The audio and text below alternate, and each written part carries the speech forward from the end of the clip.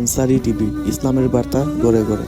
পরকালের জান্নাতে ভোগ বিলাস যারা করবে, এই দুনিয়ার কর্মক্ষেত্র বানাইয়া পরকালে তাদেরকে দেওয়া হবে। আল্লাহ রাব্বুল আলামিন বলেন, মানুষেরা রে, আমি আল্লাহ দুইটা জিনিস জান্নাতে দিব। এক নম্বর হলো স্বাস্থ্যের কোনো সমস্যা নাই, আর তোমার ডায়াবেটিস থাকবে না, তোমার বহুমূত্র থাকবে দূরের কথা, বেশি বেশি তুমি পেশাব করতা, এটা থাকবে দূরের কথা, তোমার কিন্তু আর মুতই থাকতো না, মুত উঠে যাবে, পায়খানা নাই, সবগুলো হজম হয়ে যাবে, বেকুর দিলে শেষ হয়ে যাবে, স্বাস্থ্যগত দিক থেকে কোনো দুর্বলতা নাই। আর এমন বউ দেওয়া হবে যারা তোমাকে দেখে মুসা মারে, এরকম নয়। আল্লাহ রাব্বুল আলামিন রুচি বদলায় বদলায় বউ দিব। রুচি বদলায় কেমনে? বাগানের ভিতরে যাবে, গিয়া দেখবে বড় আপেল গাছের মধ্যে লটকা হয়েছে, বড়ই হইল। আল্লাহর নবী বলেন, একটা বড়ই বড় বড় মটকার মতো। মুহাদ্দিসিনে কেরাম বলেন, ওই মটকা গুলো দুনিয়ার পাল্লা পাটকিরায় ওজন দিলে 12 মণ ওজনের হবে। এখন ওই জান্নাতের ভিতরে বড় বড় মটকা যদি হয় বড়ই, আপেল কত বড় হইব? শুরু না বড়?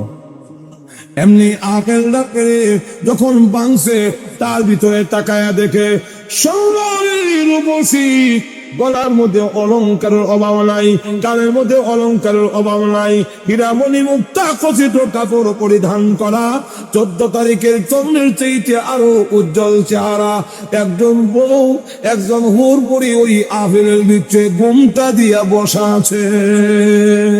এইভাবে দেখা গেল, এমনি বলবে এই আপেলের ভিতরে সুন্দর বউ, সে চমকা উঠবে। আপেলের ভিতরে মহিলা দেখা যায়, এমনি আল্লাহ ডাক দিয়ে বলবেন, বান্দা রে, ভয় করিস না, তুই ডরাস না, চমকে উঠবি না, আমি আল্লাহ ইদা আপেলের সাথে তোমাকে পুরস্কার দিয়েছি।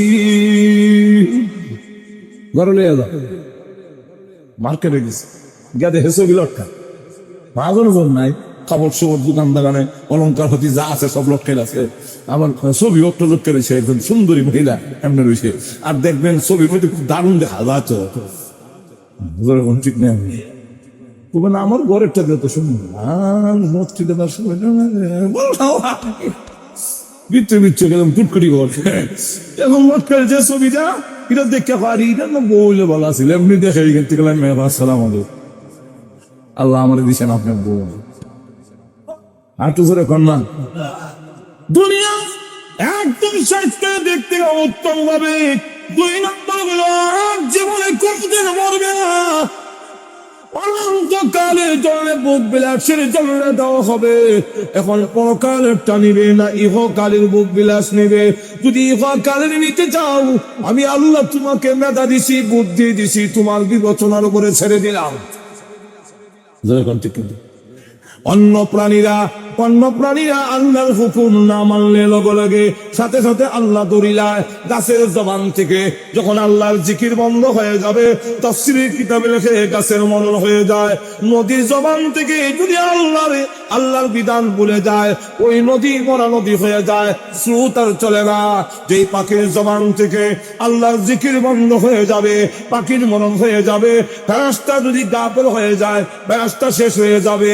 কিন্তু আল্লাহ রাব্বুল আলামিন, মানুষ আল্লাহর বিধান মানে না, সঙ্গে সঙ্গে শেষ করে না। কেন?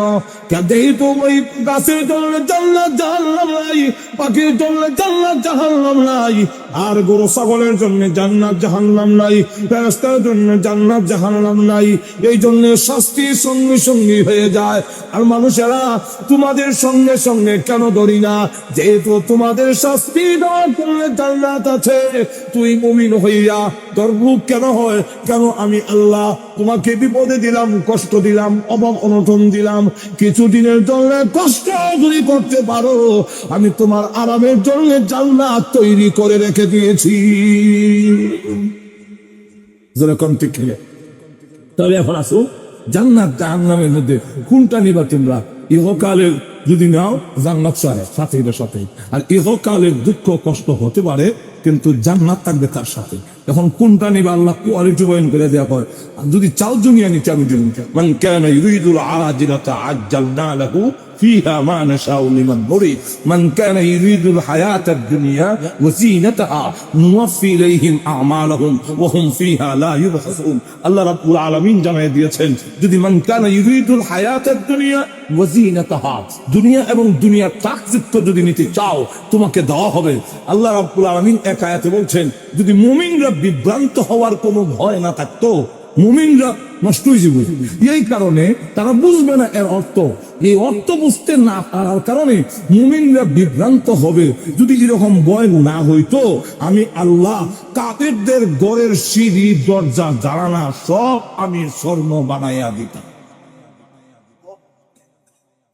কইলা তার দরজা স্বর্ণ তার সিঁড়ি স্বর্ণ সব স্বর্ণ হয়ে যাবে অনেকদিন মরে যাবো শেষ যেরকম ঠিক কিন্তু পুরা দেই না খেলে গা মুমিন যখন এটা দেখা যাবো হিত হবে রিমান মন বেচ্ছা এমনি যেতেছে না মাজুর ঠিক না ঠিক না এমনি তোর এখন জানা যেতেছে গা যেরকম ঠিক কিনা আরো যদি দেখে এইটা সুবহানাল্লাহ ধরে এখন যায় না ওয়াজ কইরাও এনজিও সুদ থেকে রক্ষা করা যায় না দেখতেছে না যেরকম ঠিক কিনা আল্লাহ রসুল বলেন আল্লাহ কাফেরদের শরীর লোহা বানিয়ে দিতে কেন লোহা মানে ও লোহা যেমন ডিল হয় না নরম হয় না কাফেররা 100 বছর বস্তু শরীর ডিল যেহেতু হে জাহান্নামে লাগাইবে যেরকম ঠিক এখন আসুন আল্লাহ রাব্বুল আলামিন বলে কোনটা নিবা তোমাকে সুযোগ দিলাম এখন যারা ইচ্ছা নিতে পারো তোর একটা কথা এখন জান্নাত জাহান্নামের যেই কোনো একটা দুনিয়া এবং ভোগবিলাস অথবা আখিরাতের ভোগবিলাস দুইটার যে কোনো একটা নেওয়ার ইচ্ছা ক্ষমতা মুখ বুদ্ধি মেধা আমি তোমারে দিয়া দিই তোমার কাছে ইচ্ছা ছেড়ে দিলাম কিন্তু জেনে রাখো দুনিয়া যে করে হাই লইব এরকম না কাকেররা যে করে সবে হয়ে লইব এরকম না কাকের ওইল দুনিয়া হইব এরকম না অনেক কাকের বিকাও না নাই আর চুজুরে হানা টানা নাই সব কি বুঝ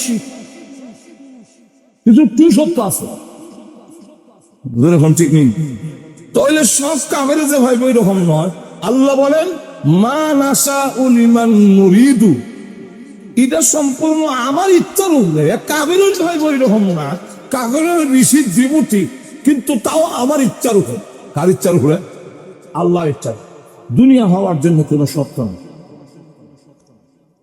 দুনিয়া হওয়ার জন্য আসলে কোনো শর্ত নাই দুনিয়া হওয়ার জন্যে বলে মুমিন হওয়া লাগবে না কাফেরের হবে না দুনিয়া হওয়ার জন্য উচ্চ শিক্ষিত হতে হবে না শিক্ষিত হয় মূর্খ নাই বাংলাদেশে এরকম ঘটনা নাই বেলা হাত কলম দিলে সই করবার লেগে কাগজ মাগজ ছিল নিব কিন্তু শিল হওয়া চলে বইছে আর জোরে কর না আরেক বেলা শিক্ষিত হইয়া গড়ে চল না যেরকম ঠিক আরো জোরে কন তাহলে বোঝা গেল দুনিয়া পাওয়ার জন্য না ইমানের শর্ত আছে না শিক্ষাগত যোগ্যতার শর্ত আছে যে আমি মুমিন হইলে আল্লাহওয়ালা হইলে আমি ধনী হইতাম না কিরকম নয় অনেক ধনী আল্লাহওয়ালাও আর তোদের কন্যা আছে না নাই ধনী আল্লাহওয়ালাও আছে তাহলে দুনিয়া পাওয়ার জন্য ইমানের শর্ত নয় তারপরে শিক্ষিত হওয়ার কোনো শর্ত নয় 3 নম্বর হইল বুদ্ধিটা হলো শর্ত নয় এটার শর্ত হইল আল্লাহর ইচ্ছা তোদের কন্যা কার ইচ্ছা আল্লাহর ইচ্ছা আমরা দেশে দেখা যায় বুদ্ধি আরেক রকম বসে নিজের ভেসল নাই আমরা মৌলিবাজারের কথা কই না এখান তো সবাই বুদ্ধিমান আর গড়ে সবের গড়ে তুই চাউল আছে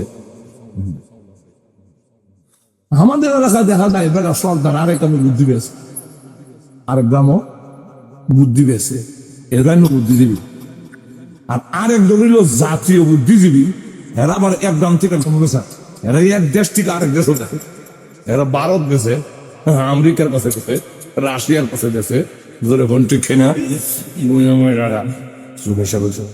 যেরকম ঠিক নেই তো গ্রামে আর গ্রামে যায় ফেস ধরে আপনি বইতে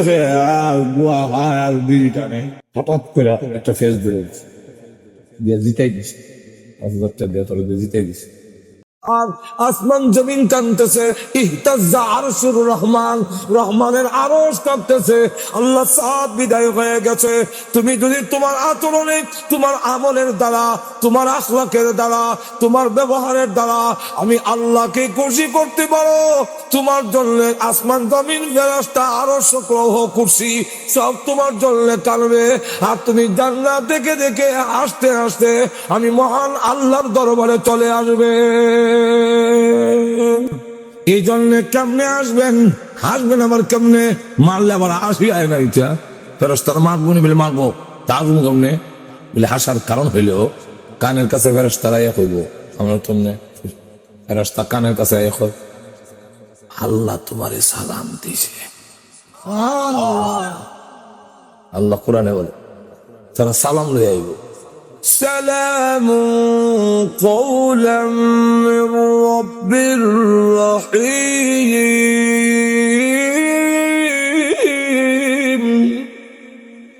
মহান আল্লাহর সালাম গ্রহণ করো।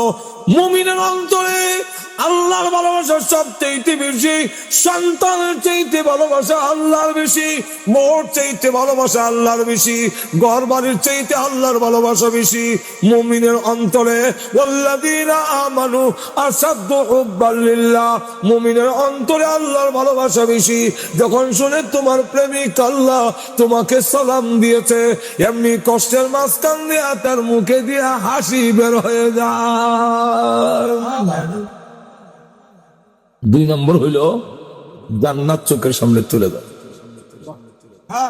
দেখিলাও হুরহুরি শরবতের গোলাপ নিয়ে খারাপ, তখন তারা কষ্ট থাকে না, আনন্দের হয়ে যায়। এটা এক্সাম্পল দিয়ে বুঝাইছে। এক্সাম্পল কি চা বলে? এক্সাম্পল হইল আমি এদের বানাইছি আর কি একটা উদাহরণ। উদাহরণ হইল এক যুবক ছেলে মাটি খাটে, হ্যাঁ খালি ওই বেটা বলে পুরা ভালো করে বলে দিস, ভালো নিতে না এর যতই দায়িত্ব বলে দে আরো দিত, তাড়াতাড়ি যেতাম কি সাইড যার কি। আর বড় ফুর্তি লাগে এর গায়ে, যেমন লাগে মেহনত লাগে কি তার অত ফুর্তি দেখি এর কোমর এখানে গুঞ্জায় রাখছে কি একটু উষা দেখা। কাছে আইসে ওর লুঙ্গি দিলাম টান, এমনি যেগুলো সিডি বাজিস রইলাম। এখন তো বসে বিপদ, দেখি এটার মধ্যে তার প্রেমিকার স্মৃতি, এটার মধ্যে লেখছে আমার সালাম নিও। আর 4টার সময় ওইখানে বাগানের মধ্যে আমি তাহমো, তুমি আইও।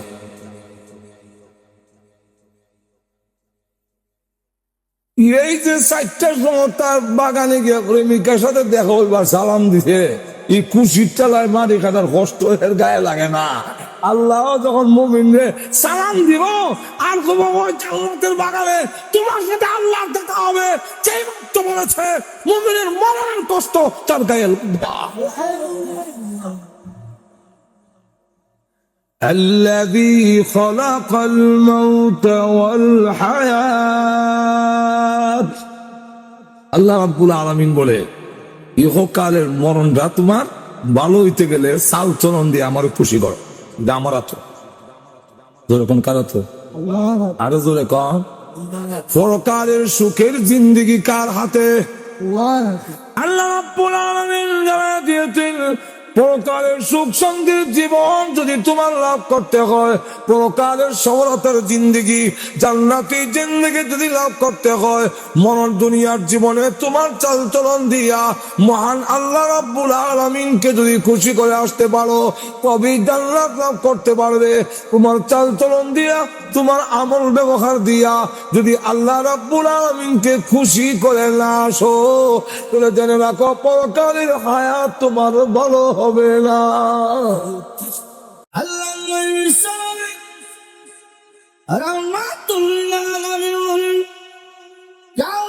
কঠিন ময়দানে যখন মহান আল্লাহ পাক সকলকে উঠাইবেন, প্রতিটা মানুষকে মহান আল্লাহ উলঙ্গ কইরা উঠাইবে। শুধুমাত্র আমাদের নবী রাহমাতুল লিল আলামিন কে মহান আল্লাহ রাব্বুল আলামিন জান্নাতের দুইখানা পোশাক পরিধান করে রোজা শরীফ থেকে আল্লাহ উঠাইবে। আল্লাহ রাব্বুল আলামিন বলবেন, জিবরাইল জান্নাতের মধ্যে তুই প্রবেশ করো, আমার নবীর জন্য যে পোশাক বানিয়ে রাখছি পোশাক নিয়ে জমিনে যাও, আমার নবীকে আগে পোশাক পরিধান করাইবা, এরপরে উঠাইবা। এমনি জিবরাইল জান্নাতের পোশাক নিয়ে নবীজি রোজা মুবারকের সামনে আসবেন, আয়েশা সালাম দিবেন, আসসালাতু ওয়াসসালামু আলাইকা ইয়া রাসূলুল্লাহ, আসসালাতু ওয়াসসালামু আলাইকা ইয়া হাবিবাল্লাহ।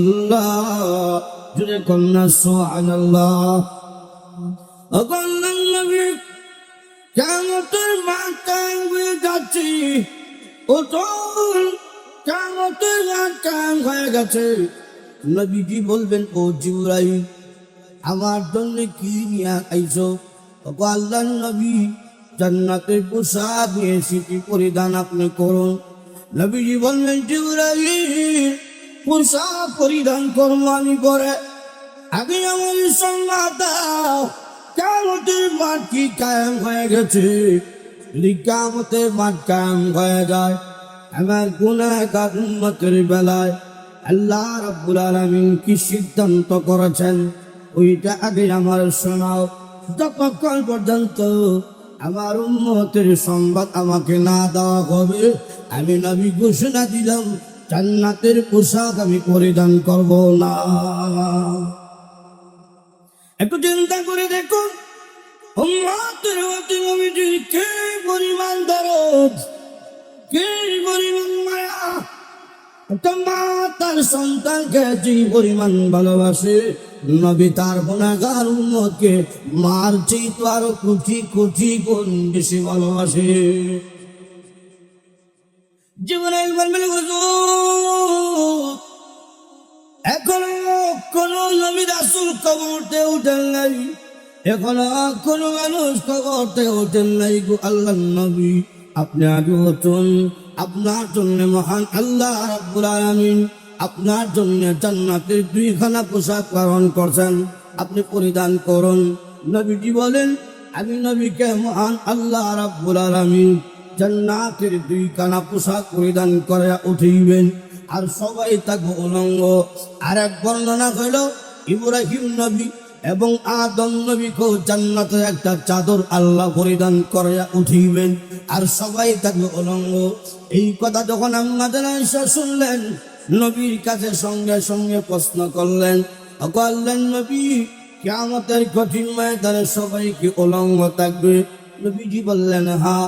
আল্লাহর নবী, আমি তো সাধারণ কোন মহিলা না, আমি এমন একজন মহিলা যে মহিলার চরিত্রের প্রশংসা করতে গিয়া মহান আল্লাহ রাব্বুল আলামিন সূরা নূরে 11 নম্বর আয়াত থেকে নিয়ে 21 নম্বর আয়াত পর্যন্ত 10 খানা আয়াত আম্মাজান আয়েশার শানে আল্লাহ নাযিল করেছেন।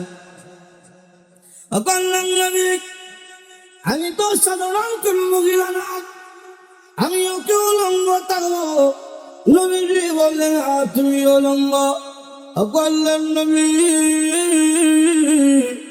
আপনার কলিজার টুকরা মেয়ে ফাতেমা, কি ফাতেমা সম্পর্কে আপনি বলছেন? ফাতেমা হলো জান্নাতের মহিলাদের সর্দারনী। আল্লাহর নবী, ফাতেমা কি উলঙ্গ থাকলে? নবীজি বললেন, আল্লাহর নবী, আপনার সবচেয়ে আদরের স্ত্রী খাদিজাতুল কুবরা, তিনি তো সাধারণ কোন মহিলা না, তিনি এমন একজন মহিলা যে মহিলাকে মহান আল্লাহ রাব্বুল আলামিন সালাম দিয়েছেন। আল্লাহর নবী, তিনি তো সাধারণ কোন মহিলা না, তিনিও কি উলঙ্গ থাকবেন? নবীজি বললেন, হ্যাঁ। আল্লাহর নবী, কিয়ামতের কঠিন ময়দানে যদি আপনার স্ত্রীগণ উলঙ্গ থাকে, আপনার মেয়েগণ যদি উলঙ্গ থাকে, আপনি কি লজ্জা হইবেন না? আপনি কি অপমান হইবেন না? রাসূল ডাক্তার বলছেন, তুমি কি মনে করেছ কিয়ামতের মাঠ দুনিয়ার মতন হবে? দুনিয়ার মতন না। সব মানুষগুলোকে যখন মহান আল্লাহ রাব্বুল আলামিন হাসরের মাঠে দাঁড় করাইবে। সঙ্গে সঙ্গে আল্লাহ রাব্বুল আলামিন নির্দেশ দিবেন, ওয়াজি আয়াউমা ইযিম বিজাহান্নাম, জাহান্নামকে টেনে আনা হোক হাসরের মাঠে। জাহান্নাম যখন হাসরের মাঠে দাঁড়াবে, জাহান্নাম যখন হাসরের মাঠে আসবি, মানুষগুলোকে দেখা মাত্র জাহান্নাম রাগান্বিত হয়ে যাবে। তাকাদু তামাইয়াজু মিনাল গায়ব, জাহান্নাম রাগান্বিত হয়ে যাবে, মানুষগুলোকে খেয়ে ফেলার জন্য পাগল পারা হয়ে যাবে। আয় আল্লাহ, তুমি না বলেছ মানুষ এবং পাথর আমার খাবার? এই যে হাসরের মাঠ পরিপূর্ণ ভরা মানুষ দ্বারা, ফেরেশতারা আমাকে ধরে রাখছে। আপনি ফেরেশতাদেরকে বলুন যেন ফেরেশতারা আমার ছায়া দেয়, আমি মানুষগুলো রেখে সাফ করে বালাই। যখন জাহান্নাম বের করিয়া মানুষের দিকে অগ্রসর হবে গো, এই দৃশ্যগুলো যখন মানুষ দেখবে, একজন আর একজনের লজ্জাস্থান থেকে তাকাবে দূরের কথা, নিজের পরনে যে কাপড় নাই এই কথাটা পর্যন্ত মানুষ সেদিন খেয়াল থাকবে না। একটু চিন্তা করেন কি ভয়াবহ অবস্থা হইলে পরনের কাপড়ের মতো মানুষ ভুলে যায়। একটু চিন্তা করেন, মাথার কাছে সূর্য, চতুর্দিকে জাহান্নামের আগুন দাউ দাউ করে জ্বলতেছে, পায়ের নিচে মাটি নাই, পায়ের নিচে হলো তামা। আর একটা দিন হবে, আল্লাহ পুরাণে বলছেন নেপাদারুহু খামসিনা আলফা সানা, দুনিয়ার একটা দিন, হাসরের মাঠের একটা দিন হবে দুনিয়ার হিসাবে 50,000 বছরের সমান। সবটা আল্লাহ হাসরের মাঠে দাঁড় করাইব, দাঁড় করাইয়া প্রতিটা নিয়ামত সম্পর্কে আল্লাহ জিজ্ঞেস করবে। কথা ঠিক কি? মাথা থেকে পা পর্যন্ত গোটা দেহ কে দিছে? ঘুমাই গেছেন কি? চাকরিজীবী, মৎস্যজীবী, আর এই বুদ্ধি খাদাইয়া খাইলে তাদের আমরা বুদ্ধিজীবী বলি না, এরকম বুদ্ধি খাদাইয়া বিলাইও খায় তো বিলাইও বুদ্ধিজীবী। কেমনে? আপনার মাছ বাজি বেগম সব কইরা ডাংনা দিয়ে থইছে, দরজা বন্ধ, উপর দিয়া যে 5টা আছে, বিড়াল কিন্তু ওইটা দিয়ে ঢুকছে, ঢুকা ঘরের ভিতর ঢুককে সে এরা হামলা দেয় না, নামিয়া একটু অপেক্ষা করে মাথা ঘুরাইয়া দেখে আমার আগমনের ঠার পাইল কিনা।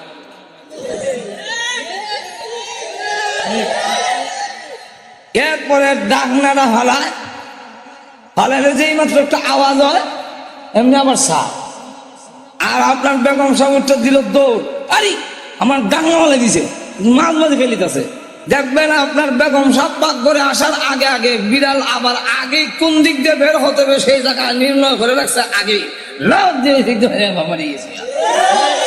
তাহলে তো বুদ্ধি কাদাইয়া বিড়ালও খায়, তাই বলে কি বিড়াল বুদ্ধিজীবী? বুদ্ধি কাদাইয়া যারা খায় তাদেরকে বুদ্ধিজীবী বলা যায় না, তারা হলো পরজীবী। আর আরেকজনের হয়ে নির্ভরশীল করিয়া তার মেধারে বিক্রি করে খায়। বুদ্ধি হইলে দন হয় না, শিক্ষাগত যোগ্যতা থাকলে দন হয় না। আমাদের দেশে অনেকের শিক্ষাগত যোগ্যতা এমন বৃক্ষিজত হইতে জায়গা হয় না, তার সার্টিফিকেট এত, কিন্তু দন নাই। আর আরেক লোকের হাতে কলম দিলে সই করেন, কাগজ মাগজ ছিঁড়ে লেগ শিলু দিয়ে বলিছে। আর তো কার? তাহলে দন দেওয়া না দেওয়া এটা কার? আরো জোরে আওয়াজ দিয়ে বলেন। আয়াত তো অনেক টাইম নেই, আল্লাহ কুরআনে বলছেন ইন্নাল্লাহা ইয়াবসুতুর রিজকা লিমান ইয়াশাউ ওয়া ইয়াকদির। আল্লাহ বলেন আমি যাকে ইচ্ছা তার রিজিক প্রশস্ত করে দেই, আর যাকে ইচ্ছা রিজিক সংকীর্ণ করে দেয়। ধরে কোন ঠিক কিনা? তো যাদেরকে আল্লাহ দন দিয়েছেন তাদের উচিত কিনা আল্লাহ এই দন দেওয়ার শুকর আদায় করা? আর তো জোরে কর। বেশিরভাগ লোক করে না, বেশিরভাগ লোক করে না। গেল দুই, কটা গেল? দুইটা। 3 নম্বরটা হইল আওলাদ হওয়া না হওয়া, এটাও কিন্তু আমাদের ক্ষমতা নয়, এটা কার? আরো যেরকম আমাদের দেশের বার্থ কন্ট্রোল, জন্ম নিয়ন্ত্রণ, এগুলো জন্ম নিয়ন্ত্রণ করবো, বার্থ কন্ট্রোল। 2টি সন্তানই আমি বললাম কিতা যথেষ্ট? আর যে কিছু কইলেন না, আপনার ইজ্জত নষ্ট করার জন্য যদি হয়ে থাকে তাহলে একটাই যথেষ্ট। আর দুজনে কন, আরে ভাই মানুষ করতে পারবেন না, তাহলে মানুষ করার কি কারিগর আপনি নিজে? আর দুজনে কন, আমাদের দেশের অনেক শিল্পপতি আছে, তার বাচ্চারা খাওয়াইতে খাওয়াইতে পোল্ট্রি মুরগের লাগান শ্বাস খাওয়াইতে পারে নাই, কিন্তু মাথার মধ্যে গোবর ছাড়া কিছু নেই। 7 বার হরাইলেও 100 বক করে না। আর অনেক লোক আছে এক হপ্ত খাওয়াইলে আর এক হপ্ত খাওয়াইতে পারে না, তার বাচ্চাকে ভালো খাওয়ান দিতে পারে না, কিন্তু 100 বক শিখাইলে 700 বক শিখে ফেলে। যদি বোঝা গেল খাওয়াইলেই ব্রেন হয় না। আপনি আমি মানুষ করার কারিগর নই, মানুষ করার কারিগরকে আল্লাহ তাদেরকে আওলাদ বেশি দিয়েছেন, তাদের জন্য উচিত আল্লাহর শুকর আদায় করা। আবুল হাবকে দিয়েছেন আল্লাহ রাব্বুল আলামিন যখন তার বিশ্ব নবীকে বললেন, আগো নবীজি এবার মানুষের সামনে তুলে ধরুন লা ইলাহা ইল্লাল্লাহু মুহাম্মাদুর রাসূলুল্লাহ। আমি আল্লাহ ছাড়া কোনো মাবুদ নাই। আবুল আহাব, যে আবুল আহাবকে আল্লাহ দম দিয়েছেন, যে আবুল আহাবকে আল্লাহ রাব্বুল আলামিন মাল দিয়েছেন, সেই আবুল আহাব দুনো হাতে পাথর নিয়ে আল্লাহ নবীর সামনে এসে বলেন, ওগো মুহাম্মদ আপনার আল্লাহ টাল্লাহর কথা আমরা মানি না। জোরে কোন নাউজুবিল্লাহ। আপনার আল্লাহ টাল্লাহর কথা মানি না, মানি না আমরা আপনার আল্লাহর কথা। এই কথা বলে নবীজি যখন পাথর মারতে গেল, আল্লাহ রাব্বুল আলামিন তখন ডাক দিয়ে বলেন, ওগো নবীজি আপনার বিরুদ্ধে আসে নাই, বরং আমি আল্লাহর বিরুদ্ধে এসেছে। অত বড় নিমক কারাম আল্লাহ তার নবীর পক্ষ থেকে জবাব দিয়ে দিলেন। আর যখন আবু লাহাব বলল, তাব্বান লাকা আলিহাদা জামাতানা, তুমি ধ্বংস হও, এই কারণে কি তুমি আমাদেরকে এখানে একত্রিত করেছিলে? আল্লাহ তার জবাবে বলেন, তাব্বাত ইয়াদা আবি লাহাব, আবু লাহাবের দুনো হাত ধ্বংস হও। যেই মাত্র আয়াতটা হয়েছে, আবু লাহাবের দুনো হাত ধ্বংস এবং ওয়াতাব্বা ধ্বংস হয়ে গিয়েছে। আবু লাহাবের মাল আওলাদ একটাও কাজে আসে নাই, কাজে আসবেও না। আল্লাহ রাব্বুল আলামিন আরো বলেন, আল্লাহ রাব্বুল আলামিন বলেন, অচিরেই আবু লাহাব এবং আবু লাহাবের স্ত্রী দুজন শিখাময় আগুনের জাহান্নামের আগুনে প্রবেশ করবে। এই আয়াত নাযিল হওয়ার পরে প্রশ্ন হইতে পারে, আবু লাহাবের স্ত্রীর কথা উম্মে জামিলের কথা কেন আনলো? মহিলার কি দোষ? মহিলার কথা উল্লেখ করেছেন হাম্মালাতুল হাতাব। আল্লাহ রাব্বুল আলামিন বলেন, ওই মহিলাটাও কি কারণ জানেননি? হাম্মালাতুন বহন কর্মেওয়ালি, হাতাবা অর্থ হইল, মুফাসসিরিনে কালাম এর সাথে দুইটা ব্যাখ্যার মিল রেখে মুফাসসিরিনে কালাম বলেন, একটা ব্যাখ্যা হইল লাকড়ি আর একটা ব্যাখ্যা হইল সুগুল করি। ওই আবু লাহাবের স্ত্রী গড়ে গড়ে গিয়ে বলে, তোমরা কারা গো?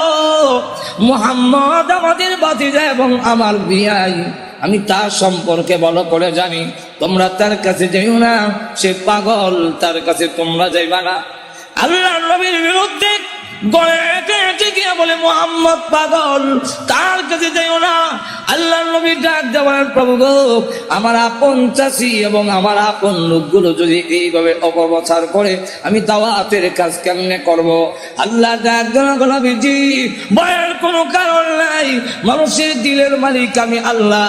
আপনার বিরুদ্ধে যারা গিয়া উস্কানি দিবে এবং বলবে পাগল, এদের দিল আমি আল্লাহ গুলাইয়া দিব, অটোমেটিক এরা আপনার কাছে হাজির হয়ে যাবে।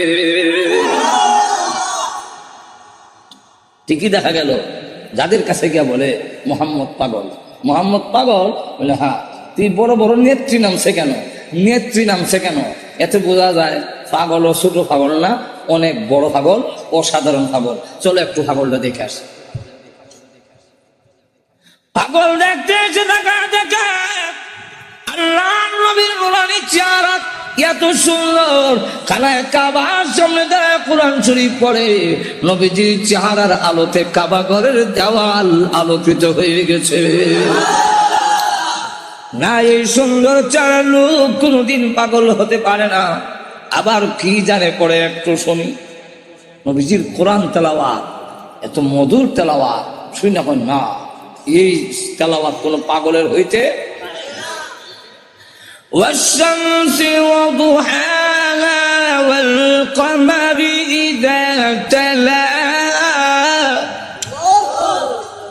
والنهار إذا جلاها والليل إذا يغشاها। পিছন থেকে তারা কর এই লোক কোনদিন পাগল হতে পারে না, তিনি আল্লাহর পয়গম্বর, কালিমা পড়ে মুসলমান হয়ে। তো উম্মে জামিল সে বদনাম করে আল্লাহর নবীর বিরুদ্ধে এবং লাকড়ি এনে প্রতিবন্ধকতা সৃষ্টি করে। যখন বাধা দেয় এই অবস্থায় আল্লাহ রাব্বুল আলামিন বলেন আবুল আহাবের স্ত্রীও জাহান্নামের ভিতরে প্রবেশ করবে। যেই মাত্র এই আয়াত নাজিল হয়েছে তখন আবুল আহাবের স্ত্রীও হাতের মধ্যে পাথর নিয়ে কোমর কাপড় বেঁধে রসুলের উপরে হামলা করার জন্য খানায় কাবার দিকে যখন ধাবিত হচ্ছে, আবু বকর সিদ্দিক বলেন ইয়া রাসূলুল্লাহ, ওই দেখেন আপনার চাষিও বিয়াইও উম্মে জামিল হাতের মধ্যে পাথর, কোমরের মধ্যে কাপড় বান্ধা, এতে বোঝা যায় মহিলা হামলা করবে। একজন মহিলা যদি হামলা করে ইজ্জত আর তাহে কই। অগণবীজি আবার উনি আপনার মুরব্বী, ওনার ধাক্কা দেওয়া তো যাবে না। আর মহিলা তো এমন এক জিনিস, এমন বিপজ্জনক, ধাক্কা যদি দেন ফিরে বেলে গিয়া বিপদটা তো আপনার উপর। আমার এমন লক্ষ্য করে দেখেন উম্মে জামিল সে পাথর লেগে গেছে রসুলকে মারবে, কেমন হওয়া। আবু বকর সিদ্দিক বলেন অসুবিধা হইতেছে না তো? আরো অসুবিধা হইতেছে, শেষ করে দেন। আমার লক্ষ্য করে দেখুন, পাথর নিয়ে আল্লাহর নবীকে মারার জন্য যখন গিয়েছে আবু বকর সিদ্দিক রাদিয়াল্লাহু আনহু বলেন নবী গো, আপনার চাচি এবং বিয়াই পাথর নিয়ে আসতেছে, এমন কি করি? নবীজি আবু বকর চিন্তার কোনো কারণ নাই, আমি মহান আল্লাহ কোরআন পড়ব, মহান আল্লাহ আমার হেফাজত করবেন। এই বলে রসুল আরম্ভ করে দিয়েছে ইয়াসিন ওয়াল কুরআনিল হাকীম।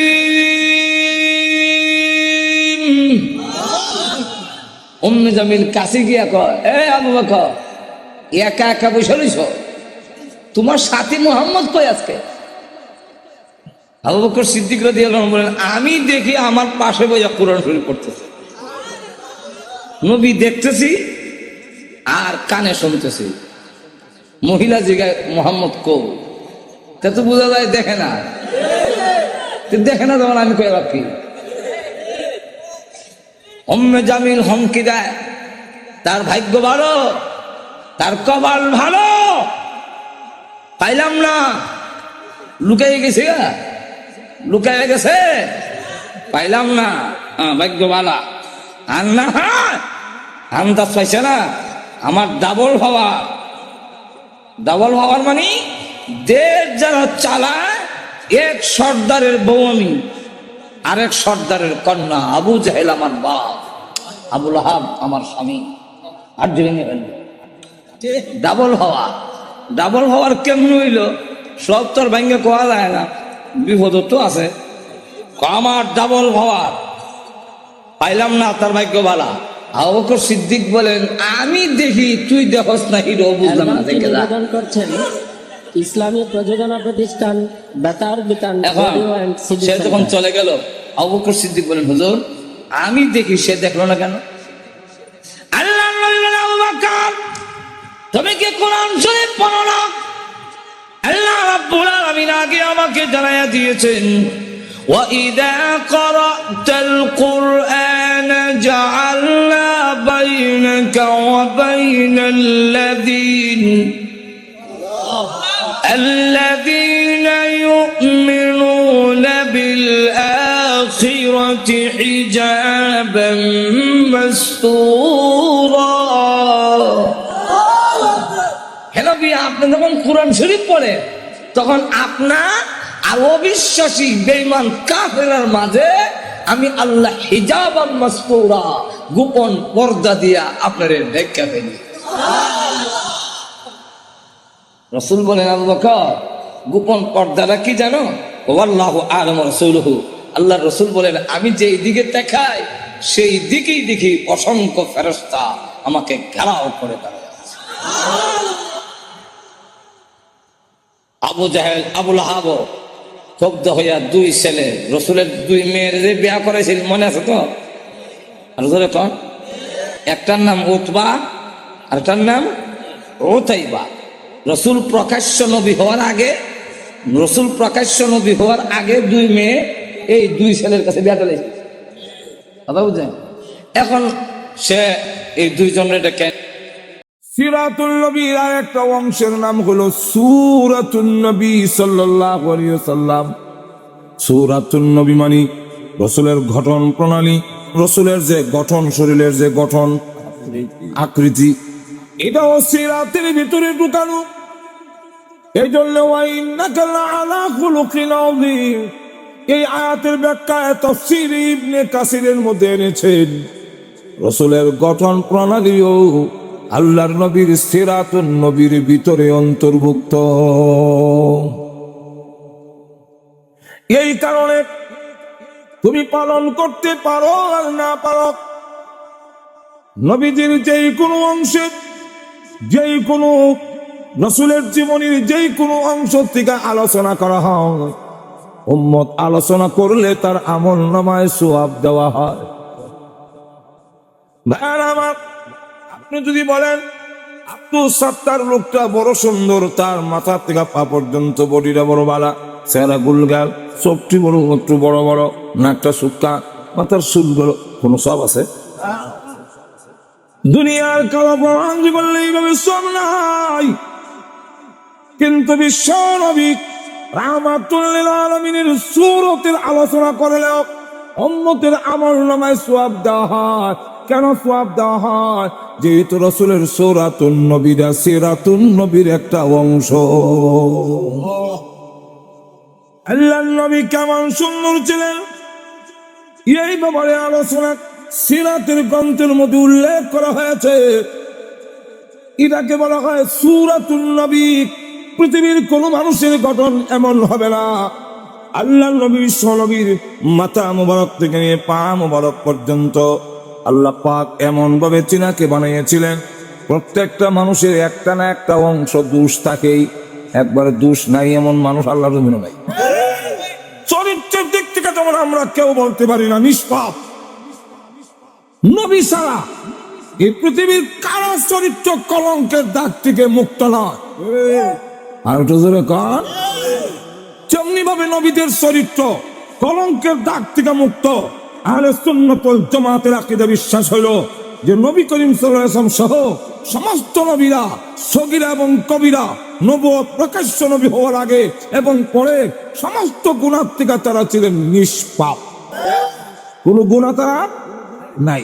যেমনি ভাবে নবীদের চরিত্রের মধ্যে কোনো কলঙ্কের দাগ নাই, ঠিক তেমনি ভাবে আল্লাহর নবী বিশ্ব নবীর মাথা মুবারক থেকে নিয়ে পা মুবারক পর্যন্ত গঠন তৈরির মধ্যেও কোনো কলঙ্কের দাগ নাই। আল্লাহ একটা একটা দোষ থাকবে, খুব সুন্দর চোখ বিলাস, খুব সুন্দর নাক সেফা, খুব সুন্দর গাল চাপা ভেঙে আমার ইসে, খুব বেলা সুন্দর দাঁত উঠতে বেটা, খুব সুন্দর ফেস ক্রিমটা বাড়া না, দেখতে বানরের লাগান লাগে, যেমন বুশ বেটা দেখতে খুব সুন্দর, কিন্তু লাম্বা কঙ্কাল হয়ে ডিহা দেওয়ান লাগে। বেটা দেখতে খুব সুন্দর কিন্তু বাইটিয়া আরে একলাম বেশি ধরে ফোন ঠিক নেই। বেটা খুব সুন্দর কিন্তু ওয়েট মুদা, পেটের সাথে বডির সাইজ মিললে ধরে ফোন ঠিক নেই। বেটা সামরার কালার কোনো বলা কিন্তু ঘরটা বাইরে রয়েছে কঙ্কাল, একটা দোষ আছে। কিন্তু আল্লাহর নবী স্বাভাবিক রাহমাতুল লিল আলামিন যেমন তার চামড়া সুন্দর, ঠিক তেমনি ভাবে গঠনে এমন সুন্দর। যেমন তার মাথা মুবারক সুন্দর, এমন নাক, এমন চোখ, এমন গাল, এমন চেহারার কন্ডিশন। এমনি ভাবে মুঠাও না, লম্বাও না, হালকাও না, বাটিও না। আর চামড়ার কালার এমন সুন্দর, কাবাগরের সামনে দাঁড়াইলে তার চেহারার আলোতে কাবাগরের দেওয়াল আলোকিত হয়ে যায়। আম্মা জানা এসে সিদ্দিকা রাদিয়াল্লাহু আনহা বলেন, পৃথিবীর মানুষরা, তোমরা দুনিয়াতে এসে নবী সম্পর্কে জানবে না, দেখো নাই, জানবে না, বুঝবে না। আমি বলে যাই, শুনে দেখো, আমি তো খুব কাছে থেকে দেখেছি আল্লাহর নবী কেমন সুন্দর ছিলেন। ওই আলোচনা করতে গেলে একদিন লাগবে, আজকের সময় শেষ হয়ে যাবে, শেষ করা যাবে না। শুধু সংক্ষেপে বলে ফেলি। ইরশাদুল কারি ইলা সহিহুল বুখারী, বুখারী শরীফের ব্যাখ্যা গ্রন্থ লিখেছেন মুফতি আব্দুর রশিদ রাহমাতুল্লাহি আলাইহি। সেখানে আম্মাজান আয়েশা সিদ্দিকার হাদিস এনেছেন। ও পৃথিবীর মানুষের শোনো, আমার স্বামী বিশ্বনবী রাহমাতুল্লিল আলামিন যখন ইয়াশার নামাজের পরে আমার ঘরের ভিতরে প্রবেশ করতেন, তখন আমি আয়েশা, আমার ঘরে কোনো কুফি নাই, কোনো ল্যাম্প নাই, কোনো আলো নাই, বাতি নাই। এমত অবস্থায় নবীজির চেহারার সামনে একটা সুইচের ছিদ্র দিয়া সুতা ঢুকাইতে পারতাম।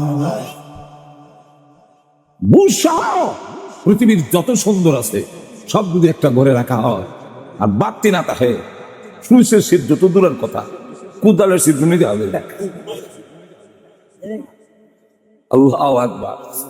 কারণ আম্মাজান আয়েশা যা বলছেন, উনার কথা যদি বলতে যাই, লানা শামসুন ওয়ালিল আফাকি শামসুন ওয়া শামসি আফজালু মিন শামসিস সামাই ফাইন্না শামসা তাতলুউ বাদাল ফাজরি ওয়া শামসি তাতলুউ বাদাল ইশাই। আকাশের একটা সূর্য আছে আর আমারও একটা সূর্য আছে। আকাশের সূর্যের চাইতে আমার সূর্যের দাম কোটি কোটি গুণ বেশি। আকাশের সূর্য উদয় হয় ফজরের নামাজের পরে, আর আমি আয়েশার সূর্য উদয় হয় এশার নামাজের পরে। কাফেরের দীক্ষা হইতো এই সুন্দর চেহারা কোনদিন পাগলের হইতে, আপনাদের ওখানে পাগলের হইতে হয়েছে, পাগল যেও না, পাগল এরকম পাগল যেমন করছে, চলো একটু দেখে কোন আলোড়ন সৃষ্টিকারী লোকের যদি বদনাম করে, হে পাগল তারা করতে, কারণ বদনাম করলে হের আরো বাড়বো।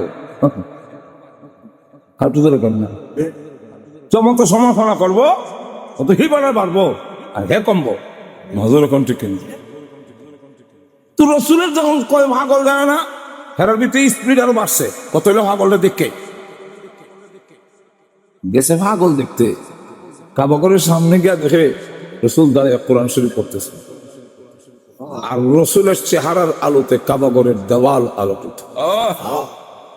দেখি কয় এই চেহারার লোক কোনদিন পাগল হইতে। এবার এক, দুই নম্বর হইল, অন্য মানুষের শরীরের মধ্যে মশা মাছি বসে না এমন কোন ফির আউলি আল্লাহর জমিনও নাই, কিন্তু নবীজির শরীরে মশা মাছি বসে নেই। কেন কোনো মেডিসিন দিয়ে রাখছে? তাহলে কেন? আল্লাহ নিষেধ করে দিছেন, আমার রসুল সম্মানিত। বলল এই কারণে রসুল সাল্লাল্লাহু আলাইহি সাল্লামের যে ছায়া দেখেন এই সাহাবাই কেরাম, এটার থেকে আমরা দেখলে অনেক বিভ্রান্ত হয় যে রসুল যদি নূরের তৈরি না হতো, রসুল যদি মানুষ হইতেন তো ছায়া পড়তো। ইমন তার সিরা, কারণ যোগ্যতা কম থাকলেই ফেসলা। হাদিস দুই রকম। এক হাদিস সাহাবায়ে কেরাম বলেন রাসূলের কোন ছায়া আমরা দেখি, আম্মা জান আয়েশা বলেন আমি দেখছি। আর তো ধরে কম, আমি একদিন বসে রয়েছি, হঠাৎ করে দেখি একটা ছায়া বসছে, মাথা ঘুরে তাকায় দিকে রসুল আসতেছে। অনেক সময় আপনি আলুর উল্টা গেলে, আলু হিসাবে সূর্য হিসাবে আপনি সামনের দিকে যান তো ছায়াটা সামনে পড়ে, হাঁটু ধরে কেন। আর সূর্য এইদিকে, আপনি যদি এইদিকে যান পশ্চিম দিকে, সূর্য আপনি পশ্চিম দিকে যান, ছায়া পড়বো হিসে। যখন ঠিক না তো রসুল এইভাবে যখন আইতেছে ছায়াটা আগে বসছে আম্মা যখন চাইছেন কে আইতেছে এমনি যে রসুল আসতেছেন তো আম্মা যখন আয়সা বলে আমি ছায়া দেখছি সাহাবায়ে কেরাম আমরা দেখলাম না তো দেখলাম না দেখছি দুইটার কেমন মিলিত ইদার মিল হইল মুহাদ্দিসিনে কেরাম এর তাতবিক দিছে মিল দিছে রসুল যখন স্বামী হিসাবে আম্মাদান আয়েশা সিদ্দিকার স্বামী হিসাবে আদমের সন্তান হিসাবে বড় যেতেন তখন তার ছায়া মুবারক দেখা যেত আর নবী যখন নবুয়তের শান নিয়ে ঘর থেকে বের হতেন তিনি নবী তার পিছনে যারা আছে তারা তার সাহাবী তখন শ্বশুর জামাই সম্পর্ক না যে উনি আমার জামাই উনি আমার শ্বশুর এই হিসাবে সম্পর্ক নয় সম্পর্ক হলো আমি আবু বকর নবীর উম্মত নবী আমার নবী যেরকম ঠিক খেলা আলী বলেন রসুল আমার শ্বশুর এখন না এখন বিশ্ব নবী আর আমি তার উম্মত এই হলো পরিচয় এখন রসুল যদি এইভাবে বের হন আর ছায়া পড়ে যায় রসুলের পিছনে থাকবে আবু বকর ওমর ওসমান আলী তালহা জুবায়ের তখন তাদের পাড়া রসুলের ছায়া মুবারকের মধ্যে পড়বে আল্লাহ বলেন এইটা আমার রসুলের শানের খেলাফ এই কারণে আমি আল্লাহ মুজিজা স্বরূপ অলৌকিক ভাবে আমার বন্ধুর ছায়া সরাই নিতাম যাতে আমার বন্ধুর ছায়ার মধ্যে কেউ হারা দিত না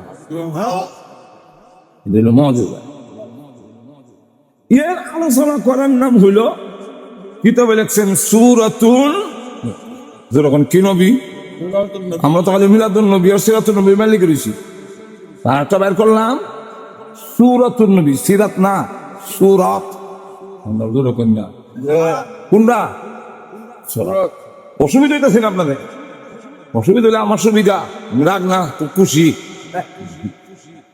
না লাগাই আছে নিচে দেখো এখন লক্ষ্য করে দেখেন এই অবস্থায় যে একটা হলো সূরাতুন নূর গেল দুই কথাটা বুঝে তিন নম্বরটা হইল সূরাতুন নবী আর আরেকটা হইলো এটা দেখো দালাইলুন নবী এর উপর একটা কিতাবই লেখা হয়েছে দালাইলুন নবুওয়াত দালাইলুন নবুওয়াত এটা আবার কারে কয় বিস্তারিত মিলাদুন নবীর মধ্যে দেখুন দালাইলুন নবী অর্থাৎ উনি যে নবী এই হলো ডকুমেন্ট উনি যে নবী এই হলো দলিল উনি যে নবী এই হলো প্রমাণ এই প্রমাণাদিকে বলা হয় দালাইলুন নবুওয়াত আরেকটার নাম হলো মুজিজাতুন নবী